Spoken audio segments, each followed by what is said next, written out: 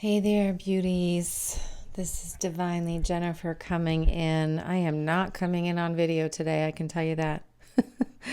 I am fighting a cold, my first one in almost 3 years. And I've been doing a lot of releasing with yesterday's full moon. I hope that you have survived it okay. It has been a doozy, this lunar eclipse, for a lot of people. And I'm not going to lie, the next 10 days, 9 days, going to feel a bit like you're in a bumper car or on a roller coaster. So there's going to be a lot of bumps and jarring energy, a few moments of exhilaration. But I would say in general, it is pretty tough through June 5th, early June 6th, and then we're going to need 4 days to recover before the new moon on June 10th, which is really not a great new moon. Normally, new moons are such a beautiful time to start something new and to set an intention, but not this one. So I'll be talking about that coming up, but let's talk about the Juicy Astrology for Thursday, May 27th through Wednesday, June 2nd, 2021. And yeah, so apologies in advance if I'm a little spacey. I am indeed a little spacey. So this is me. This is what you're getting today. And I'll make sure that I attach a pretty picture if you want to watch this on video, or you can just also listen to the audio version. So, as always, if you would like a copy of your natal chart, please send me an email to hello@divinelyjennifer.com, and please include your birth date, the location of your birth, and the time of birth if you have it. All be good. And if you'd like to book a reading, please do so. There's a lot of good stuff coming up, a lot of energy to take advantage of. Or if you just want to know why things have been so dang hard, please book a reading with me at www.divinelyjennifer.com. So with no further ado now, here's the Juicy Astrology, starting with Thursday, May 27th. So the sun is in Sagittarius, left over from the full moon. It's now a waning moon, and she has really hard energy all morning. You might just feel like everyone is against you. And she goes void at 10:35 a.m. with an opposition to Mercury, and she's void all day. So Thursday, May 27th is not a day to try to do something, depending on where you are. You know, as I always say, these times are all Pacific Daylight Time. So she's void at 10:35 a.m. Pacific Daylight Time. And it's like, why are people arguing? Why does everyone have a different idea about what to do or what to say or about what's right? And she'll move into Capricorn at 7:23 p.m. Pacific Daylight Time. The moon in Capricorn is sturdy. She is devoted. She wants to get it done, not for the sake of being productive, but for the sake of meeting her commitments, for doing what she said she's going to do. There's an authoritarian energy. So moon is in her fall in Capricorn. She's not happy. And she does have a nice sextile to Jupiter in the evening. So really this expansion of creativity and the juiciness that is Pisces, that Jupiter is in Pisces right now. So you might just be feeling some of your feels in the evening, not necessarily in a good or a bad way, because Capricorn is not super emotional, which is good. Because if Capricorn were emotional, we'd be in trouble. Okay, so the aspects today, some of the major and minor aspects, we have Pluto in Capricorn, sesquiquadrate to Vesta in Virgo at 12:29 a.m. So that's when the moon is still in Sag and kind of that funky energy. This transit has been in orb. We've had the energy of this transit since the new moon. I talk about it quite a bit on the full moon, so you can listen to it there. Pluto reminds us that it can be uncomfortable to step into the power of our divine feminine. No matter how we gender identify, we all have this divine feminine energy. So it can be even more uncomfortable, though, when we don't step into that energy. So feel into that. So what's your pain point?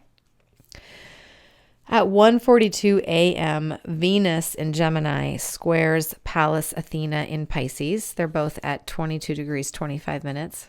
I see this like solid Pallas Athena. She's very mentally creative. She's very strong. She's like the wing woman here for flirty Venus in Gemini. Venus wants to have fun with everyone, but Pallas is saying, you know what? Let's prioritize your prizes. Like, let's just not dance with everyone tonight. Like, just don't fill up your dance card with whoever. But let's prioritize and strategize. We also then shortly, about 12 hours later, 11 hours later, we have Venus and Gemini scoring Neptune in Pisces. That's at 12:24 p.m. and they're both at 22 degrees, 58 minutes of their sign. It's like, the delicious, dreamy pleasure when Venus does make her choice. Skinny dipping seems so appealing right now, but do make sure that you won't regret your choices later. That's that energy of Venus and Neptune and feeling and water and pleasure. And then we have Mercury in Gemini sextiling Eris in Eris at 1:22 p.m. and they're both at 24 degrees, 32 minutes. And this is a beautiful moment to speak your truth. Take a breath, though, before you go ballistic, because it's already going to be a mic drop moment. It has that potential. And Mercury is going to sextile Eris 2 more times, once next week and once in early July because of his retrograde. So if you just can't build up your courage or it just doesn't seem like the appropriate moment, that's okay. You can speak your truth later. But if you just go crazy now, if you go ballistic now, you might have to pick up the pieces and clean up a bit later. And before I move on to Friday, May 28th, I just want to give a big shout out, happy birthday to my beautiful daughter, Nadia, who inspires me every single day. And Nadia, sorry that the astrology is not great today for your birthday, but hopefully it's still a beautiful day for you. I love you so much, girl. You are such an inspiration to everyone you meet. Friday, May 28th. The waning moon is in Capricorn all day. And for the most part, the transits are good for finishing up projects. There may be some wounding. She does have a square to Chiron in the afternoon that's almost immediately followed by a trine to Vesta in Virgo. So the divine feminine is working with the wounded masculine here. That's actually, it's a nice energy there. And she'll be innovative in the afternoon with a trine to Uranus. So we have Venus in Gemini, quintile Chiron in Eris at 7:58 a.m. Pacific Daylight Time. Yet another transit that says, love is the best healing medicine. And can you mentor others through words or deeds of love? And then at 12:01 p.m., before the moon is square Chiron and trine Vesta, Chiron in Eris has an inconjunct or a quincunx with Vesta in Virgo, and they're both at 11 degrees, 58 minutes of their sign. So this was part of the full moon yod, and this energy will be present through the new moon on June 10th. So again, it's as part of the full moon. You can go back and listen to my recording on the full moon, and I will discuss it more there. Make adjustments to healing or mentoring the divine feminine and motherhood. The wrongs and the injustices are against the divine feminine will continue until we heal the wounded masculine, which again, just like the wounded feminine, just like the divine feminine and the divine masculine, the wounded masculine lives in all of us, and we all have an opportunity to heal it. At 7:30 p.m., Venus in Gemini makes a sextile to Eris in Aries, and this is a lovely transit to follow Mercury yesterday. Even if Mercury had a mic drop moment or just went a little overboard, Venus knows just what to say, though she may have a lot to say being in Gemini, but she knows just what to say to soothe the wounds. And then probably the biggest moment of the day is that Mercury in Gemini conjuncts Venus at 10:12 p.m. This is going to be on Saturday for many of you, and they're both at 24 degrees, 41 minutes of Gemini. The messenger and the love goddess come together for the second time in 4 weeks. So originally they were on April 25th, they came together at 13 degrees, 47 minutes of Taurus. And at that point, Venus was in her home space in Taurus, and now Mercury is in his home space, Gemini, and he's about to station retrograde, while Venus is going to charge forward into Cancer. Venus and Gemini are both very talkative here. So don't take too much too seriously. And with their proximities to the squares with Neptune in particular, and then they'll also square Pallas, there is a tendency for exaggeration, hyperbole, and really saying anything to get what you want, even if you don't mean it. Prudence is the optimal energy for this transit. On the other hand, it is also a lovely energy to tell someone how you feel, especially with love notes, if you're really feeling it. So if you're being sincere and you really feel it, take advantage of this transit. Be mindful of getting yourself into trouble if you don't mean it. Saturday, May 29th.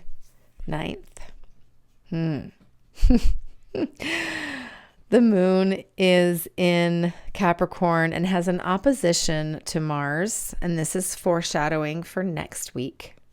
And she is spending perhaps a little bit more time dreaming than she normally would in Capricorn with her sextiles to Eris and Pluto. She has a conjunction to Pluto at 3:14 p.m. This is where she goes void. This is the nice void moon energy in general. The moon is feeling a bit empowered, I feel like, with this conjunction with this void. Still not a good time to start anything new. She enters Aquarius at 9:04 p.m., but it's a good time to finish things up. To just really say, all right, this is it. I'm going to do it. I'm going to finish it. It's a nice energy for that. We have Uranus and Taurus in a biquintile to Juno in Sagittarius at 3:52 a.m. So there might be some breakthrough. It might be a breakthrough or an aha moment in a committed partnership. And then the big news is that Mercury in Gemini is stationing retrograde at 3:54 p.m.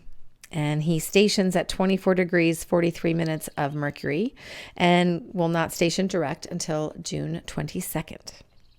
So there are two ways to approach Mercury retrograde. And one is with fear and trepidation that everything is going to go wrong.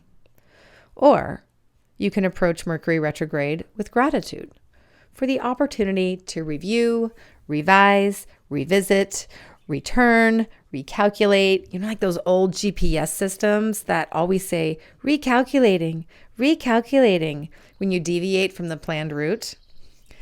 So usually the experience of a Mercury retrograde is a little bit of both. So it's an oh crap.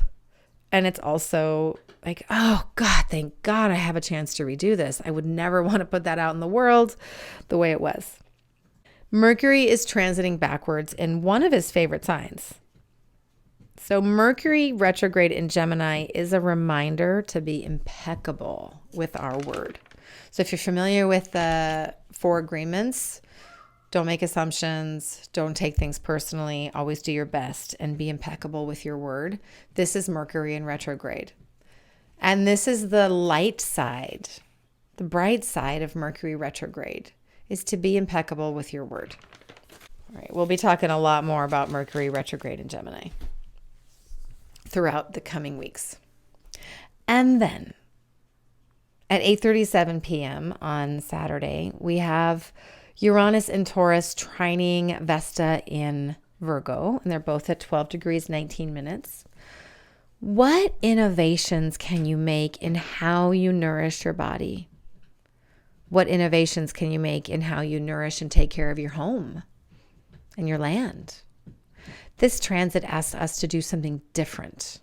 It's also a really fun energy to demolish or break something down in your home. So if you need to dig a hole or tear down a wall or shake something up, it's a good energy to do so. Let's talk about Sunday, May 30th. The moon is in Aquarius all day. She is waning. And for the most part, she's got good energy here. In Aquarius, she's detached, intellectual, curious, community-oriented. So don't expect to really feel the feels. You know, people might say some things. It's not like in Aries where there's no filter, but Aquarius doesn't have as much of a filter as, say, Virgo or Capricorn. The big transit today is that Neptune in Pisces conjuncts Pallas in Pisces. That's at 1:24 a.m. Pacific Daylight Time. They are both at exactly 23 degrees of Pisces. Can you feel how deeply wise your intuition is and how it always has the answer? Sometimes we have to strategize how to use our intuition and our wisdom because others may be critical or judge our inner path. This transit begins a new 4-year cycle of dreams, intuition, and wisdom. It's the first of 3 transits, the first of 3 conjunctions between these two bodies in the next 6 months. And this set of conjunctions are the last time that these two bodies meet in Pisces until 2178. So let's take advantage of them, my friends. Take advantage of the potential of what could be beautiful energy if you harness it with integrity. Harness your intuition, your dreams, the pleasure. Focus on that energy. It's also a moment to strategize how to bring your dreams to life.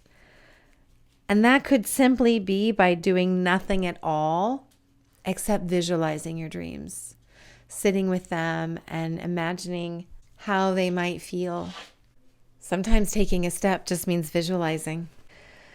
Also on Sunday, May 30th, Venus in Gemini has a quincunx, an inconjunct with Pluto in Capricorn at 10:46 a.m. They're both at 26 degrees, 33 minutes.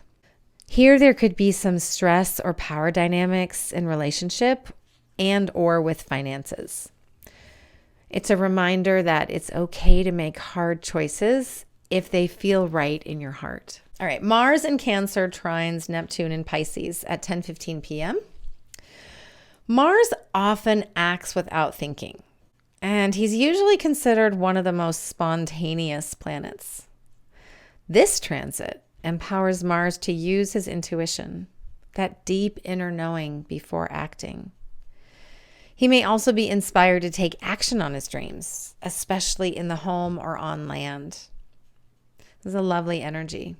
This water, Mars in water, trine Neptune. Let's talk about Monday, May 31st. This is Memorial Day in the U.S., and it is in honor of all those who gave their lives in wars that were started by the wounded masculine. And hopefully we're done with them for a while, these big wars. We have really nice moon energy today. She is in Aquarius all day, and she's feeling curious and intellectual and having fun in her partnerships. She goes void with a trine to Venus in Gemini at 11:13 p.m. This is a beautiful closing aspect. Beautiful energy for late night whispers with your honey or with yourself, for that matter. Today we have Mars in Cancer trine Pallas Athena in Pisces at 6:51 a.m. They are both at 23 degrees, 14 minutes. Mars is lovingly schooled by the goddess of wisdom and strategy. You know, so often it pays off when we take a breath before we take action. That's really what this energy wants to teach us. Or take a sip of water in this case. And at 1:21 p.m., Mercury retrograde in Gemini sextiles Eris in Aries again. They're at 24 degrees, 34 minutes. This is the second time they've shared this aspect in 5 days. What happened when you spoke your truth on May 27th? Did you go for it or did you get scared? Here's another opportunity to speak your truth or apologize if you went a little overboard. You'll get one more chance to speak your truth and or apologize on July 27th when they have this transit for the last time in 2021. Also on Monday, May 31st, one of my favorite transits, the Sun in Gemini conjuncts the North Node at 5:11 p.m. and also has an opposition to the South Node in Sagittarius. They're at 10 degrees, 44 minutes. This is a fated moment for wherever it falls in your natal chart. And as you know, if you want a copy of your natal chart, please send me an email to hello@divinelyjennifer.com. Who do you want to be? How do you want to show up and be of service to make this world a better place? Because the world needs you. Mercury and Venus experienced the same transit on May 10th and May 17th, respectively, except the nodes are only 1 minute away from where they were on Wednesday's eclipse. Pay attention to who you meet and pay attention to what lights you up. Do you feel lighter and brighter after everything that you released and experienced on the full moon? We have Mars in Cancer in a biquintile to Juno in Sagittarius at 11:28 p.m. This is a moment of action, initiative, or courage in a committed partnership. And then we have Venus in Gemini in a sesquiquadrate to Saturn in Aquarius at 11:56 p.m. So this will happen on Tuesday for most of you. You may be questioning commitments within your relationships or within your community or both. The best answer is to be accountable for yourself and the love you bring. You can't blame someone else for not showing up if you're not showing up. If you're not giving 100% yourself, if you're not fully committed, then you don't get to play the victim and be mad at somebody else for not showing up. And if you're over showing up and guilting them for not showing up, that's also something to look at. Because the reality is we are all enough in every moment. Someone just may not feel like enough. And finally, Tuesday. Oh, no, not finally. We still have to do the second. See, I told you my brain wasn't all here. Tuesday, June 1st, to Juicy Astrology. It's actually a fairly quiet day. Thank goodness. The moon moves into Pisces at 2:07 a.m. Pacific Daylight Time. She is dreamy, intuitive, quiet, lots of tears and feeling. This transit is also about loving up our waters and the waterways of our earth, of Mother Earth. The moon rules Cancer and our tides. So Venus may be feeling a little more sensitive, especially depending on where the moon is and what she's experiencing. On the plus side, though, she will be more sensitive than she was in Gemini. She'll be a little bit more committed to her people. So I feel like that's a plus here. And then at 10:22 p.m., Saturn in Aquarius has a quincunx and inconjunct with Vesta in Virgo. Someone might be questioning your commitments at home.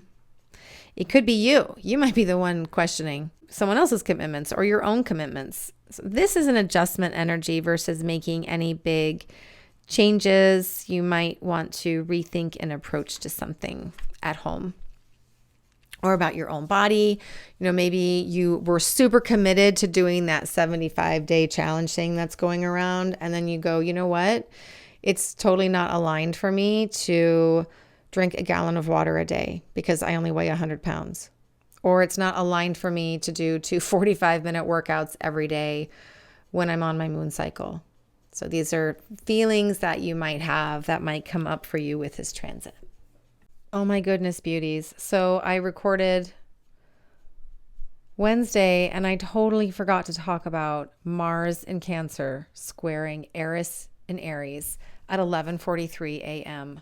on Wednesday. This is a big deal. It is angry, pissed off energy. Imagine angry protesters or not protesters, looters taking advantage of energy and smashing windows and stomping and loud and bombastic on the one hand and totally emotionally out of control on the other. This is a foreshadow of the energy building up to Saturday, the Mars opposite Pluto.